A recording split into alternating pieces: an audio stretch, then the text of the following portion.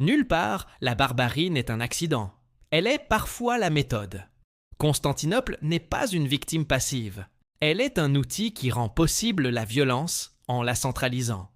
Dans un dernier carton, surprise, un plan rehaussé d'ocre représentant Hagia Sophia à plusieurs époques. On lit les métamorphoses. Basilique, puis mosquée, puis musée, puis mosquée à nouveau, et l'on comprend que cette ville aime les palimpsestes. Rien n'y est jamais tout à fait effacé. On réécrit par-dessus. Le même geste que dans les archives. On colle un seau de cire neuf sur une corde ancienne. Cliffhanger tableur 3. 22 Vero.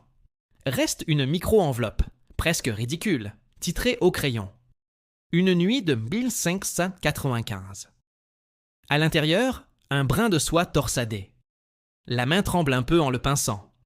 On pense à ces coulisses où le pouvoir s'empare des corps des enfants du pouvoir. La scène se passe ici, à Topkapi, dans le cœur battant de la ville. Si vous voulez savoir qui a tenu la corde, quelles voix ont plaidé l'ordre du monde, quel imam a béni ou refusé, quel eunuque a pleuré en silence, il faut revenir. La lampe s'éteint. L'ampuletta est vide. La chaîne miniature brille encore. Le conservateur souffle. Les archives ne condamnent pas. Elles montrent. Et nous, que faisons-nous de ce que nous voyons? Une saison s'achève, une autre commence. Bookend. Appel à la partie 2. Dans l'épisode suivant, nous retournerons à l'intérieur. Topkapi le harem. La café les exécutions. Propres. Au fil de soie. Les processions dans la troisième cour.